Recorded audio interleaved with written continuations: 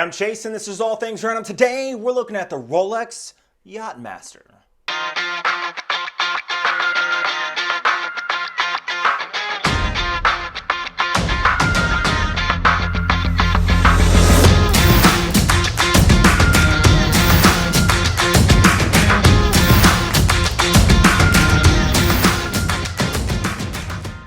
Oh, and the watches keep coming on this channel.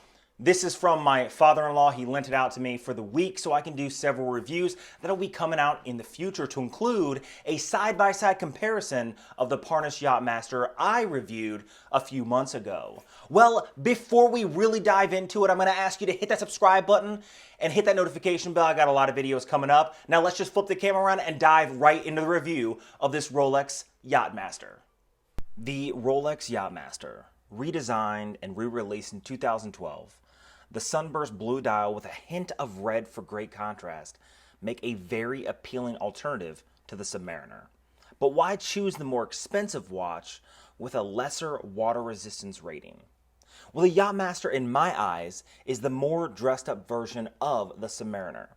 The case is relatively the same shape, but when you look closer, the case is softer in the curves, and the angles are not nearly as sharp as the Sub.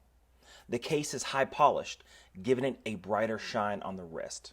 At 40 millimeters in diameter, the case is made of rolesium, which is a combination of 904L stainless steel and 950 platinum, their own proprietary blend.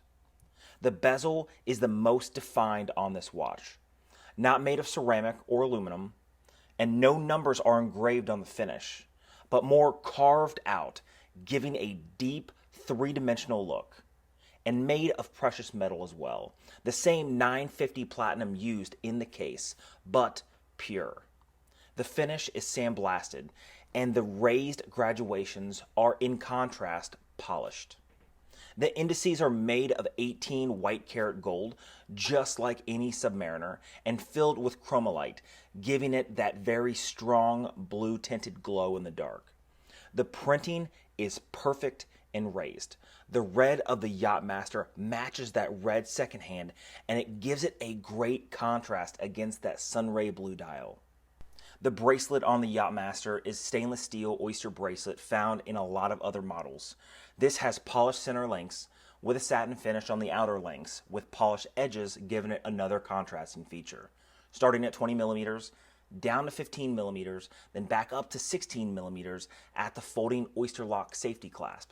Now, my depression in this is that it has no glide lock clasp. I don't understand why they will not put a glide lock clasp on all their sports model watches, even if they're slightly dressed up. So for me, it does offer some micro adjustments, but it's a sad day indeed.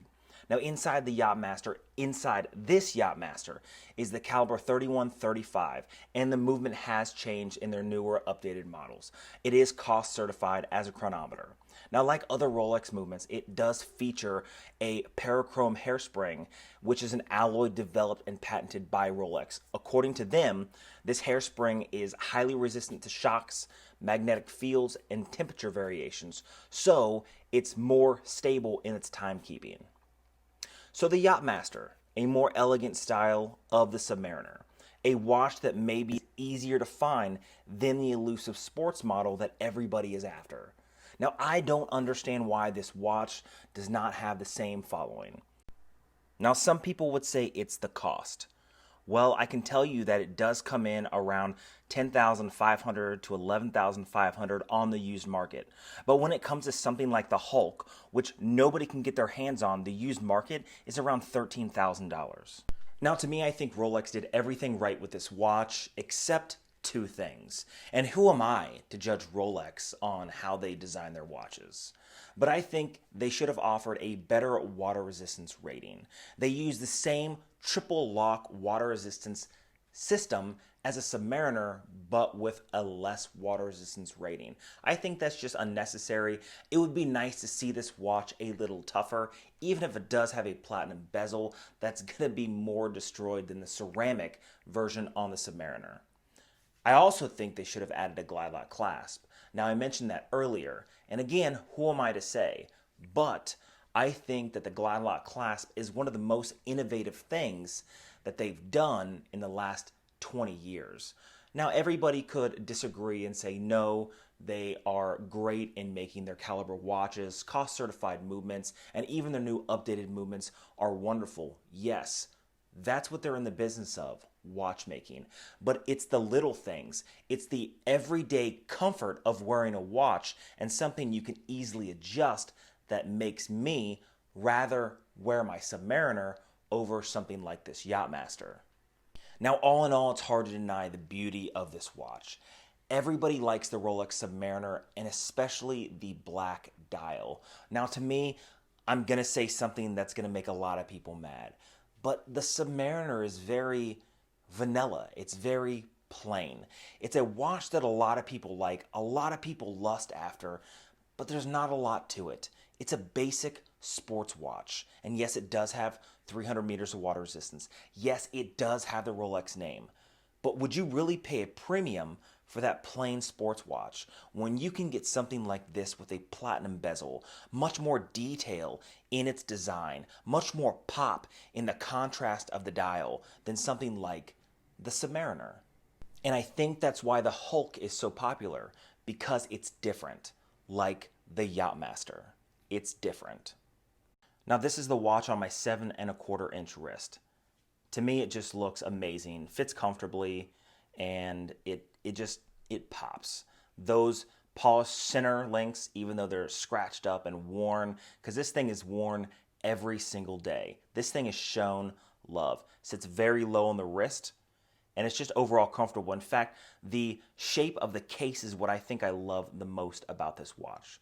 These Submariners are very sharp in their lines, and this is very soft and subtle and just has a little more elegance to it. Now, this watch is everything a watch should be. It's something that the owner loves. This was lent to me by my father-in-law, and he wears this watch nearly every single day, and you can see that he wears it nearly every single day. You can see in the case, the scratches, the chips on the band.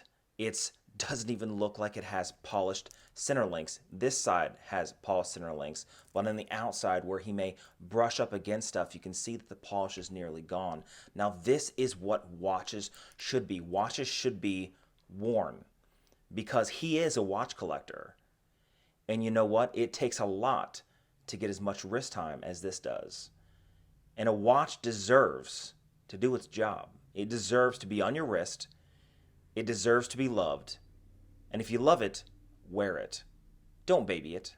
Honestly, really an amazing looking watch. I really fell in love with it when I really got my hands on it. I really started messing with it, and I just am amazed at how good the quality of Rolex is the more and more I see each individual model. Now, so far, I've done a review on a Rolex Datejust. I did a review on a Rolex Submariner no date, my Rolex Hulk, and now this Rolex Yacht-Master, and hopefully in the future, the reviews will only get better. Now, if you like videos like this, hit that subscribe button, leave a comment of the content you guys would like to see on this channel. I have a lot of videos coming up in the future, so hit that notification bell so you guys can be notified when I drop my next video. Until next time.